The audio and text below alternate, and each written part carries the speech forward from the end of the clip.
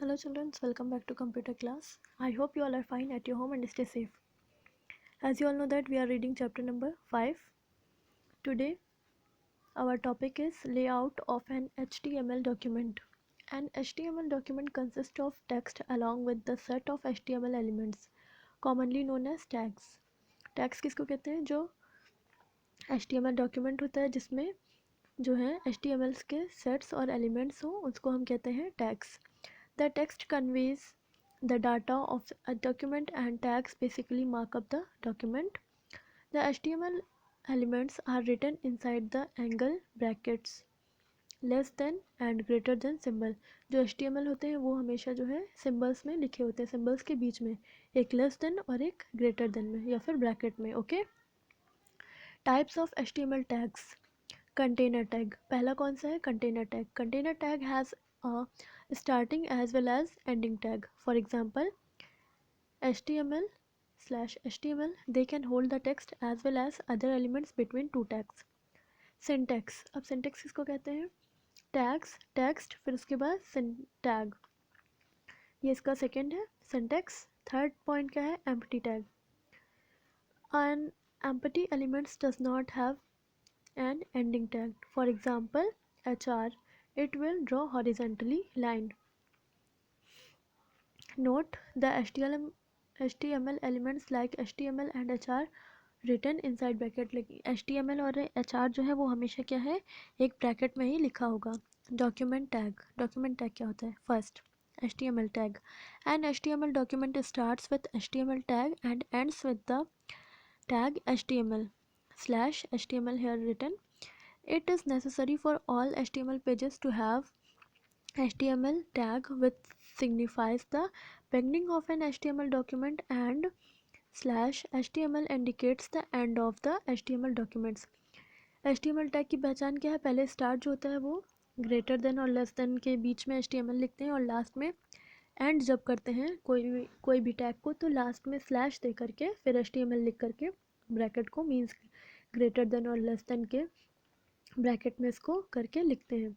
Head tag. अब head tag क्या है? The head tag is used to denote the heading of the web page. So whatever is the written in between head and /head identifies the properties of the entire page.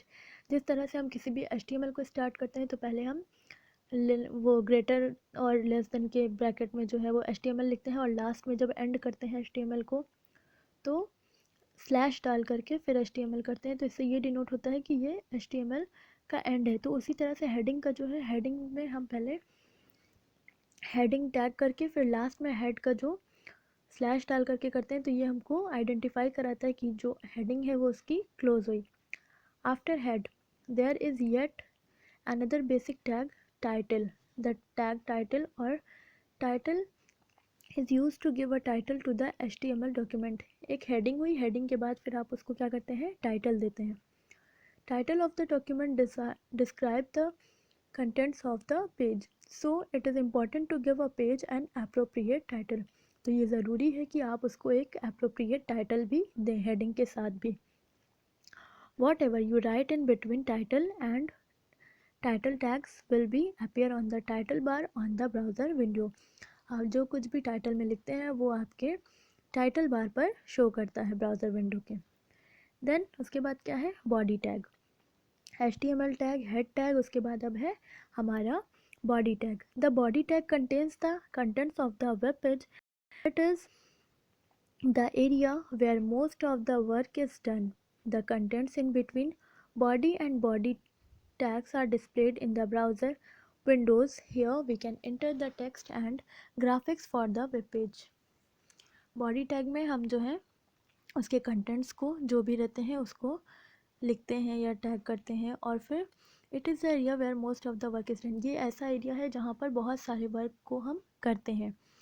The contents in between body and /body tags are displays in the browser window. जो body और body के बीच का जो भी tags रहते हैं वो जो है हमारे डिस्प्ले करते हैं ब्राउज़र पे. Okay. Here we can enter text and graphics for the web page. यहाँ पर हम एंटर कर सकते हैं अपने टेक्स्ट को और ग्राफिक्स को. Note the slash symbol in the tag like HTML head, title and body indicates the end of their sphere of action. Means कि जो हमारा स्लैश सिंबल है, जो हम स्लैश दे करके लिखते हैं, वो हमारा एंड का सिंबल है, जिसको हम कहते हैं कि फिनिश किया किसी चीज़ को. Use the notepad as you editor to write an HTML document. Diagrammatically, the structure of an HTML document can be represented as: note, the line represents the contents added by the user. The first sample of the HTML document आपको यहाँ पर दिखाया गया है कि किस तरह से आपका होगा. ये डायग्राम में आप देख सकते हैं. HTML head, title, my first journey, फिर ये टाइटल हो गया, फिर हेड हुआ, body, when I went to new Delhi, I saw red fort, Jantar Mantar, lotus temple and the body, फिर उसके बाद HTML ends. ओके, तो ये हमारा क्या था, एग्जाम्पल दिया हुआ है इसका कि किस तरह से. अब हम लोग पढ़ते हैं पैराग्राफ टैग के बारे में. पैराग्राफ टैग क्या है? The paragraph tag tells the browser to leave a blank line and begin a new paragraph.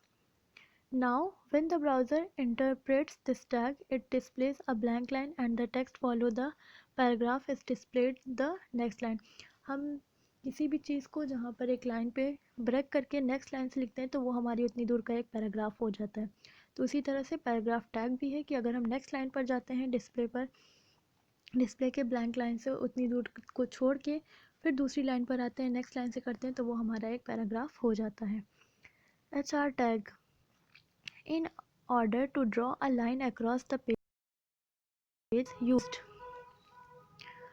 अगर यहाँ पर दिया in order to draw a line across the page, अगर आप एक लाइन ड्रॉ करना चाहते हैं उस पेज के तो HR टैग को हम यूज़ करते हैं.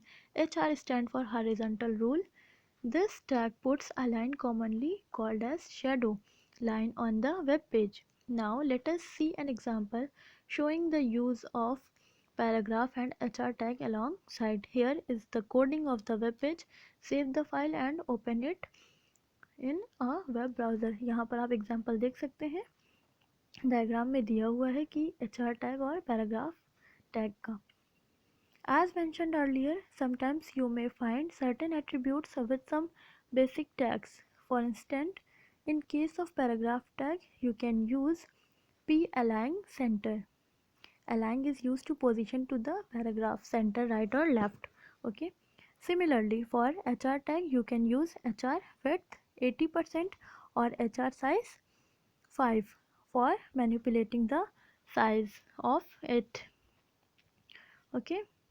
Size of shadow line. These above mentioned the attributes are optional and can be used depending on the user's wish. Use both the attributes in your HTML documents and check the effect. I think you all can understand it. So we will meet in the next video with the next topic. Thanks for watching. Bye bye.